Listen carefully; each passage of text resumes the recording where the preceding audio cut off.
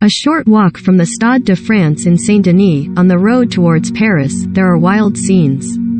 It is the night before the Champions League final and a youth tournament has been interrupted by the arrival of Zinedine Zidane. The nearby stadium was the scene of his 2 goals against Brazil in the 1998 World Cup final, the occasion that sealed his status as a French hero.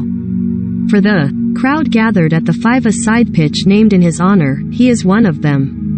Chants of Zizou soon fill the air. The event has been organized by Adidas, but the passion feels authentic enough. The youngsters have come from the various arrondissements of Paris to showcase their skills, and those skills are frequently eye-catching. Zinedine Zidane surprised youngsters at a football tournament on the eve of the Champions League final. There is lots of talent in Paris, Laurent Fournier tells Sky Sports. He should know. Fournier is a former teammate of Zidane's at Bordeaux and a French title winner as a player with Paris Saint-Germain. He later became the club's manager in 2005. Now 57, he has dedicated much of his career since to talent development. Nowhere produces players quite like Paris. It is due to the high number of district championships, teams and very good players, too, he explains. The training level is good, with great coaches as Zinedine Zidane shares a moment with one of the teams at the tournament in Saint-Denis. What's the story? The day before the Champions League final, Adidas organized the Grand Paris Finale 2022. The event took place on the Zinedine Zidane playground in Saint-Denis, where Adidas created a unique Champions League setup and pitch. Here, an elite grassroots football tournament took place with 8 local teams from Greater Paris, each representing a city neighborhood. This begins a legacy project designed to support the city's grassroots football communities by offering a home and place to play, improving visibility and access to the game at all levels. In addition to the refurbishment of the Zinedine Zidane playground, Adidas announced its support of the Saint-Denis Sport Academy and its founder, Issa Dembele, which Adidas will be handing the space over to following its refurbishment as part of the grassroots support initiative. That coaching is not the focus at Playground ZZ10, this dedicated space for sports and street culture. The skills feel self-taught, the confines of the court, with little room for maneuver, encouraging the sort of ingenuity that Zidane himself so often looked to employ. The games are quick, the tempo quicker. Teams include Pirate FC and FC Tiki Taka, while the entire tournament, games last for only 10 minutes, is played out against a backdrop of noise, the accompanying beat from the resident DJ providing the rhythm. Tournaments such as these are not unusual in Paris. Next month, Tonsor, the popular app designed to give amateurs the opportunity to log their performances, will hold an event featuring 90 unsigned players, allowing them to compete against the top clubs. It was at the Vinci Cup near Paris in 2019 that Tonsor, the brainchild of 2 Danish students, assembled a scratch team of unsigned teenagers that earned a result against Paris Saint-Germain's strongest U15 team. It was indicative of the depth of talent. It speaks to their hunger too. The statistics about academy players who do not make it are alarming, but games such as the one Zidane presided over on Friday evening and the exploits of that Tonsor team 3 years ago are a reminder that many others still dream. Youngsters celebrate at the Adidas event that Zinedine Zidane attended. In the arrondissements of Paris, football is hope. If I were to be rude about Denmark, Tonsor co-founder Peter Holm tells Sky Sports, we don't have that aspiration because we are born into a system that is so safe and secure. We don't necessarily have that grind. Sometimes I think Tonsor is best made for those countries where it is built into their hopes, dreams and aspirations. That is why it is suited to France.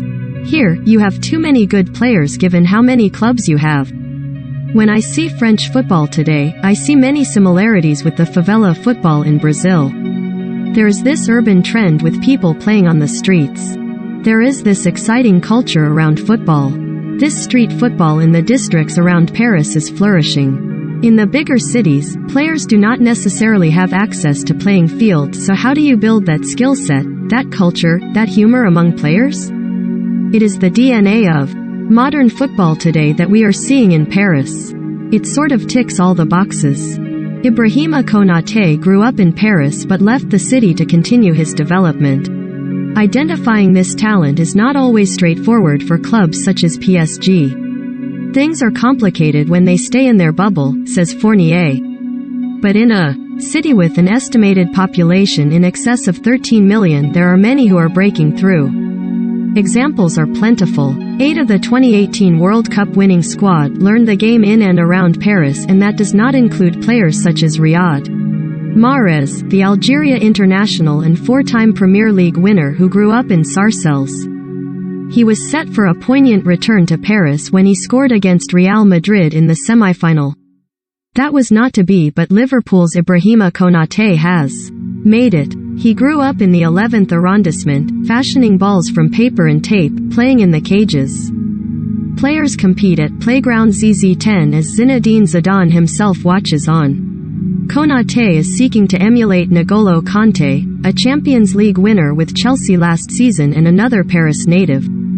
What they all have in common is that he never played for Paris Saint-Germain, top-class talent that was missed by the city's premier club. All of which is enough to wonder whether PSG, for all their financial capabilities, may still be missing a trick in wasting this chance. Even when they are able bring the best young talent into their system, the problem for the club lies with what happens next. Christopher Nkunku played for Paris Saint-Germain before finding success elsewhere. Kingsley Coman started a trend when he left PSG for Juventus aged just 18 in 2014. Since then, others have left in search of better opportunities elsewhere. Moussa Diaby moved to Bayer Leverkusen in 2019. Christopher Nkunku left for RB Leipzig that same summer. The PSG project is built around superstar signings such as Neymar and Lionel Messi. It helps to explain why Kylian Mbappé, the boy from Bondy, in the northeast of the city, is so important to the club, though even he is an expensive signing rather than homegrown. Are PSG making a mistake in focusing on superstars? No, I don't think so, says Fournier. But a mix of both would be good. Players from the Paris region generate high expectations, especially at Paris Saint-Germain. It makes it difficult to come up through the ranks. Fournier acknowledges the problem, however. When they join foreign clubs or just other clubs, there is much more stability for them. In search of opportunity, more and more talented players of vast potential are venturing away at a very young age. Tanguy Kouassi had made only half a dozen appearances for the club when he decided his development would be better served by a move to Bayern Munich. Adel Auchich played once, was nominated for the Golden Boy Award, and departed for Saint Etienne. We saw the academy lads perform well this year, but they only got to play bit parts in games, says Fournier. It is due to the environment at PSG, with many people around the players who put them in a difficult position and make them lose their focus. Get Sky Sports, download the Sky Sports app. Now, Edouard Michou, just 19 and seen as the next PSG star, wants away too after only a handful of appearances. For some fans, it exacerbates the frustration with the big names from abroad.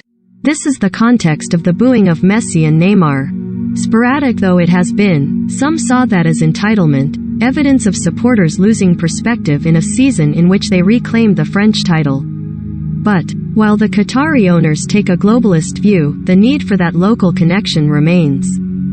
PSG have many advantages. But the thought persists. Watching Zidane oversee the next generation of talent, ahead of a Champions League final not involving PSG, is this club squandering its greatest resource by failing to prioritize the talent on its doorstep?